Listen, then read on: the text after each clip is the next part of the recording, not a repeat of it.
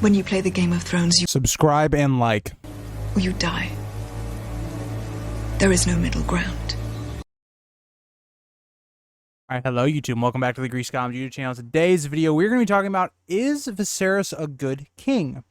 He, so far in House of Dragons, through the first 4 episodes, has made some questionable decisions. So in this video, we're going to break down a lot of his decisions and why he makes them.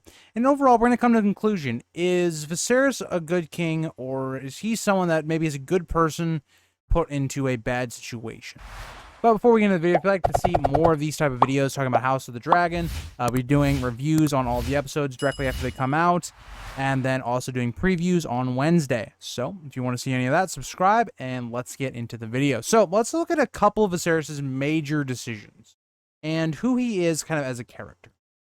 So I want to start off by saying I think Viserys has a good heart. I think for the most part, he is a good person, and he tries to make the decisions that will make everyone happy.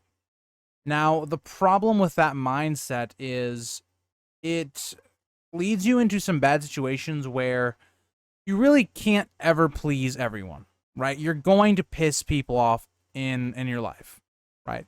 And there's no decision you're going to make that is going to please everyone.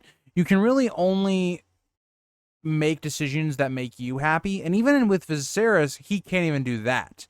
Because as the king, you have a lot more responsibilities, you have a lot of things you have to worry about, whether that's keeping people as allies that are more powerful than others. And this leads me to like my first kind of point here, and we see it with Rhaenyra Velaryon. Everybody is telling Viserys that he should just make an alliance, marry into the Velaryon family.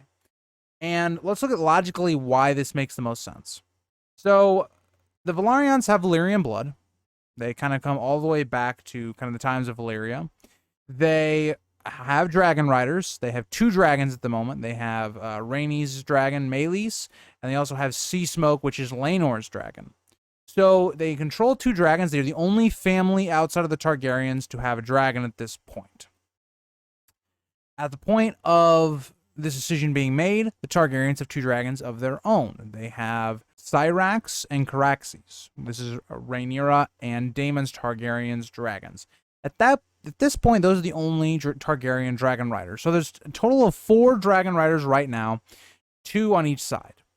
This is not a family you want to piss off, right? They are also the richest family in the kingdoms and have a navy that is probably over half of the entire navy in Westeros. So they are extremely powerful. Having them as an ally is something that would unite the kingdoms and basically make it to where no one could really oppose them, right? And what ended up transpiring here is Viserys does not make the decision that would benefit the rest of the kingdoms. He makes more of a selfish choice and goes for Alicent. Now, we know straight up politically this is a bad decision because Hightowers are kind of already in Viserys' pocket, right? They're not openly like saying, yeah, we should marry Alicent. Like, there's no insult going to be done to Otto Hightower.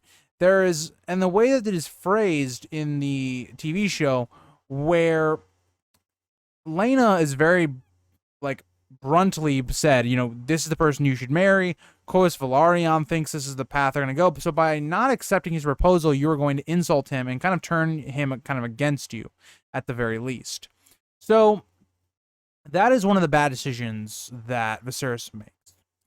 Now we understand why he does it. It's because he doesn't want to marry a 12-year-old, right? It makes a lot of sense. Again, good person, bad king, and decision-making. Because he takes the wrong route, right?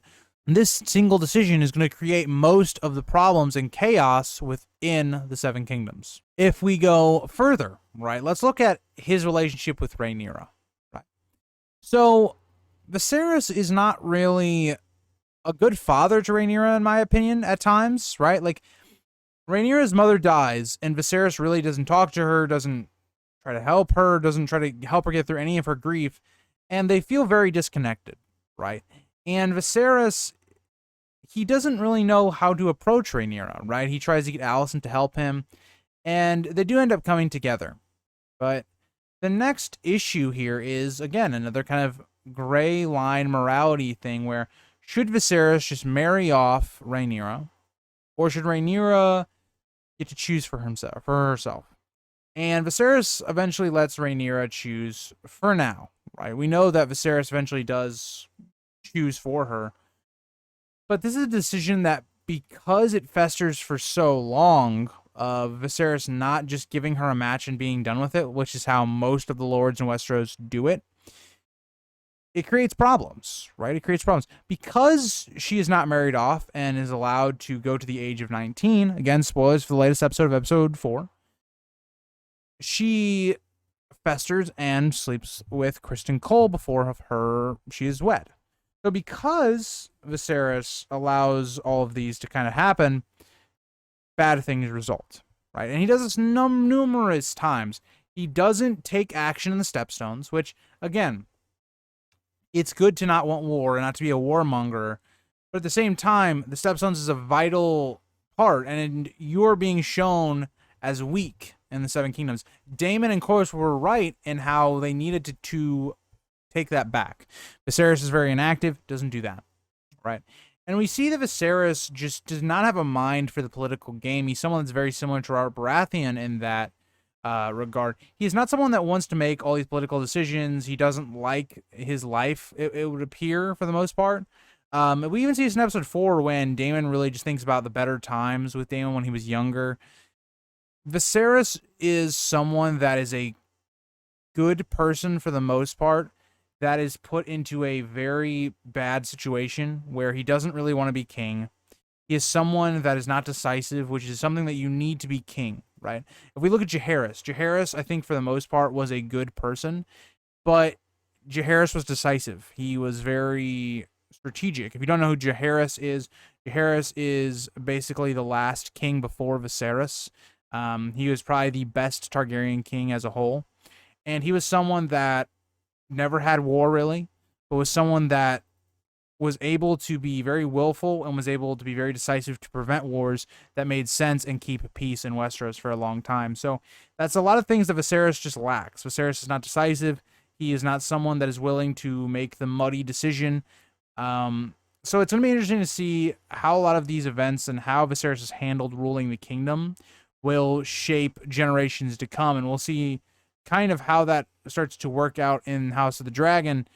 And I'm interested to see, what do you guys think? Do you think Viserys is a good king? Do you think he's a bad king? Do you think he's a whatever king? He's a very interesting character because in the show, they've given him more human qualities. They've given him more of a character, whereas Fire and Blood, he's not really he is someone that's just dumb, and we don't know really a ton about him. We know that a lot of people just manipulate him and play him for a fool. But in the show, they've really given him a lot more characters. So that's why I wanted to do this video talking about, is Viserys a good king? Because he really is someone that, if he was a bit more decisive, I think would be a very good king. But because he's not decisive, because he puts a lot of people's opinions in trying to make everyone happy, he falls flat as a king and makes a lot of bad decisions. So that is the video. Thank you guys all for watching, and I'll see you guys in the next one. Bye, guys. If you think this has a happy ending, you haven't been paying attention.